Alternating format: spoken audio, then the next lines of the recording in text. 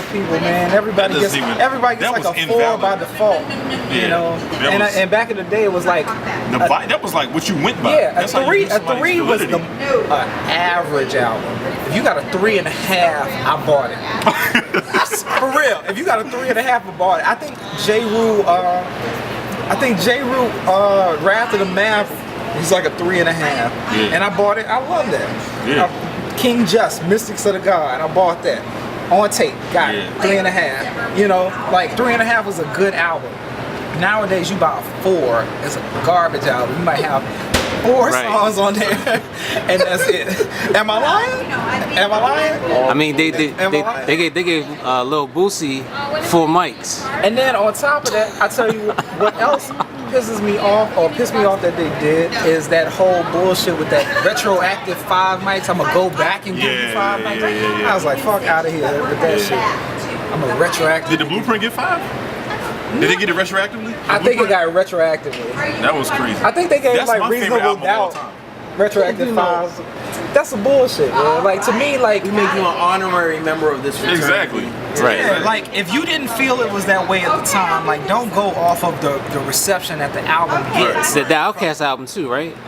Then they do They had an issue where they went back and like retracted like 7 or 8 albums. And like, yeah, these are actually 5s. We made a mistake. I was like, man, that's some bullshit right there, man. But you can't do that because it's judged by different people. So how could you go back? I don't understand. They went back and like looking at albums and the impact that they had. But those were totally different editors. Looking at the impact that the album had, they went back and made albums. They went back and made albums classics.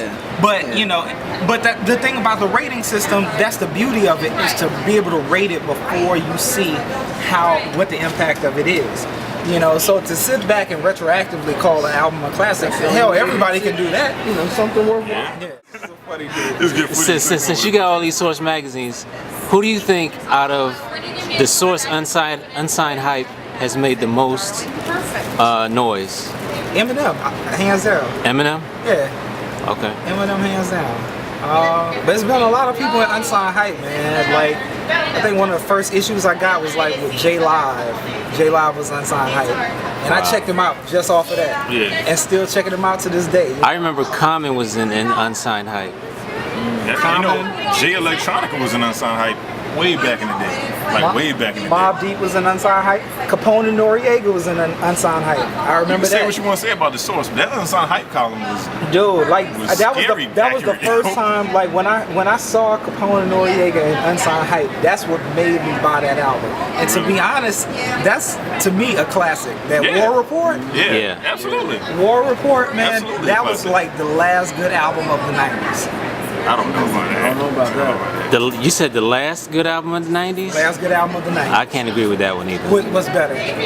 What was the 90s? What was a good album? Wait, hold on. It came out in 98? So nothing came before that, didn't it? Nothing noteworthy came out in 99? It was 97, 98? But still. I feel like it was 96. Maybe I'm wrong. It definitely wasn't 96. Was it 96? Nah. So what dropped in 98? It had to be, it had to either be the tail end of 97 or 98. It was either the second half of 97. So nothing came out in 99. You just what can you think of? What came out? You could leave out. But see, this is not. This is the thing. It's not off of them being like the dopest rappers. That album, production-wise, killer. Like starting off with that Capone and Noriega War Report. Yeah. Dude, like the beats that Easy LP put on that thing, that See the World, Iraq See the World. Easy LP is really slept on. Easy LP is one of the most slept on. He has to be. Easy LP. Yo, the record that you said you got with the Uchiwali sample, I thought I was fine in the gym. I call up everybody. They already got the fucking record. I got that too. Everybody found that right. Uchiwali I'm like, oh, I got the Uchiwali sample. I got that record. I had it for 5 years. Uchiwali. Easy LP did that special delivery too. Yeah, he did special delivery. Easy LP. It's a monster, man. And it's just some heat. It's heat crazy. joints from Mobb Deep.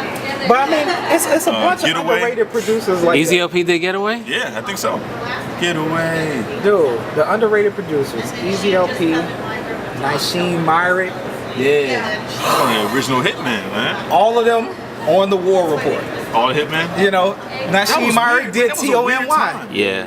You know who else is underrated, or I should say never talked about? Minnesota.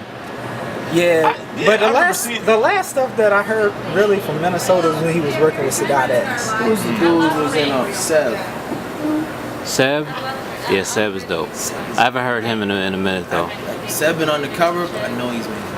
Nasheem Maverick and Buck Wild are probably my two most underrated producers of all time. See, I don't think Buck Wild is underrated. I think Buck is hugely underrated. I think he's underrated based on... Because Buck should be on a level like a Premier. Based on his talent, he's like underrated. Buck has produced, you know, think about these songs that he's done. OC Time's Up. Yeah. You know, like Buck has like the classics. He has like hip hop classics. Yeah. Mike Geronimo, Master IC, all of the stuff that you look in the 90s and the classics. Buck Wild produced them, but he doesn't have the name of a Premier. Well, at that time, RZA. producers weren't highlighted like they are now. I think they were. I think they were. Because fewer of them were there. But they were in a group. No. So they were marketed as but such. I would buy 12 inches based on the producer. Yeah. Like whether it was Spinner, whether it was Premier, And whether it was... think about this. Premier's breakout year was 94. Yeah. Time's Up and Master IC both came out in 94. Why did you know? Time's Up is like always considered like one of the top hip hop songs. Why is Buck Wild not considered one of the top hip hop producers? Yeah. He's still doing stuff with Game, all of these. But the thing about it is, what I think happens is that the producers that get a name are the producers who make a sound for themselves. So Premier broke out once he started really chopping. And once he kind of got to that point where everybody's like, damn, Premier is chopping the hell out of stuff, and he's known for that chop, that's when Premier got his name. Premier really wasn't that producer. Who hasn't? Everybody's Exactly. And it's my opinion. Like, fuck, people could come and say, yo, Maverick, you got a whack ass beat. Fuck it. If you feel it's whack, it's whack. If you feel it's whack, you feel it's whack. I expect there to be at least one or two haters. No matter what I do, you know, it's off my sleeve or whatever. But somebody's not gonna like it. But see, this is the thing. Like, we're in a day and age now where like you have to support people based on their work ethic, and that's bullshit. Like just because you work, just because you work, he's grinding. Right, you gotta support him. I'm hustling. Yeah, I gotta support your work ethic. Fuck your work ethic. Like if you ain't talented, if you're not talented, no, you fuck your work ethic. Remember, why are you so confrontational right now? I'm just telling it like it is, because I get tired of hearing people with that bullshit, son. I get tired of hearing people with the bullshit. Like, he can't rap, but his grind is heavy. His grind is heavy. Man, do you see his internet grind? Fuck your internet grind. Like, bullshit. I agree with you. Man, like, non-talented motherfuckers talking about some internet grind. Man, I agree with you. You just want to fight right now, too. I'm not. See, the thing that would be disrespectful is if I walked up to a dude and I went up to his face and was like, well, fuck you, your shit sucks. I'm not doing that. You did it electronically just now. I'm not doing shit. You e-thugged on everybody. I didn't call nobody out. Right. I didn't shit on nobody's career. I just told what I felt like. And the thing about it is you'll tell on yourself. Because if I ever see you and you roll up on me with an issue about the shit, you knew you were one of these motherfuckers that suck. So then that was a good one. Now they can't get at you. So then get at me. That was good. That was strategic. Get at me, you know?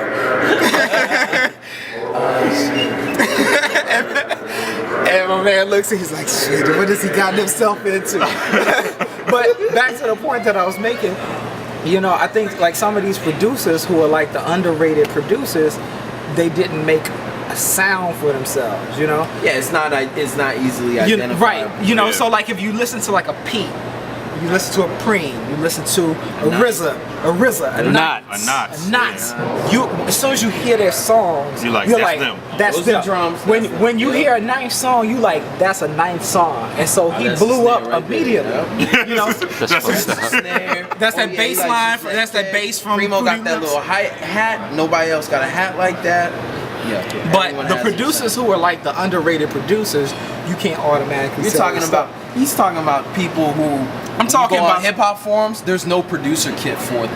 I'm talking about, but they're still dope. I'll tell you exactly who I'm talking about. I'm talking about your Easy Mo B's. I'm talking about your K Defs. I'm talking about your Large Pros. I'm talking about your Prince Paul. There's no I'm talking Prince about Paul your Buck kit. Wild. Yeah. You know, all of these people. Your Lord Finesse. I'm talking about man. Yeah. You know, all of these people, man, who are underrated. You know. But they weren't underrated when they were at the height of their careers. I'm gonna disagree. You know, when was Lord Finesse ever given his props as a producer? Dude, I got that. I got that awakening. I got that awakening. It's like album. There's categories, you know, that bring him in. Right. No, but it's never always gonna bring. Like when you say top 10, they're gonna name Dr. Dre. They're gonna name the same. And to be honest with you, and then they make concessions to even bring in some of the older ones. They say, well, during this time period, you know, we got these during the golden era.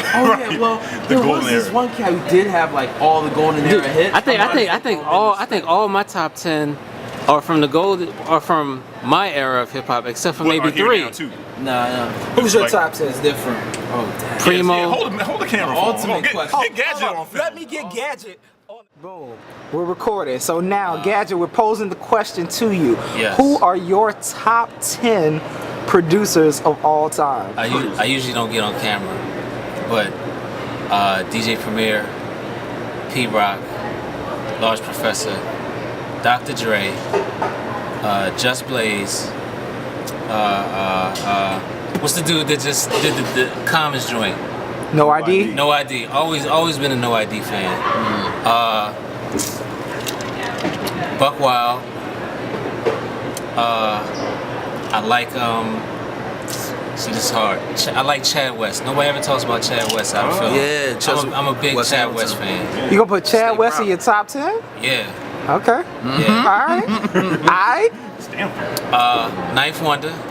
Yeah. And Eric Sermon.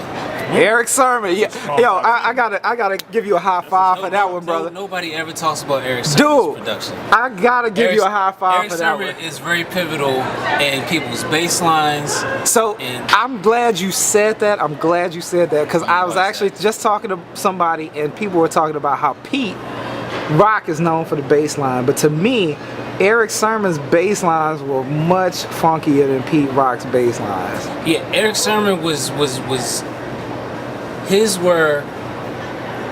You almost thought Eric Sermon was playing his on a keyboard. Dude, you listen to that Eric Sermon, that Double or Nothing album. Whoo, you know. I think my favorite Eric Sermon produced song was the joint with the Fugees and Cypress Hill. I think it was Throw Your Hands in the Air. Fugees was on Throw Your Hands in the Air? Yeah. Don't remember that? Because they were all on Rough Records or whatever. Rough Neck? Rough Live or whatever. It was Rough House. Rough House. Rough House, that's what it was. By some white dude named Peter Joe out in Pennsylvania. Rough House, that's what it was. Yeah. That's a nice joint. Man, I tell you what. Oh, Khalil. I'm sorry. I got the Nah. You know, the whole time I'm thinking of people to throw in. Like you wouldn't throw in DJ Scratch. Scratch has joints. All right, take out Chad West. I questioned you on Chad West, and you threw it in there. He threw it. Go ahead. Every time they have this conversation, somebody pulls an audible. Every time, they're like, "Dang, I forgot about him." I questioned him on Chad West, and he threw it in there with a emphatic yes. No, he's yes. Yes. He's got joints. But you know what? It's hard to think because if you throw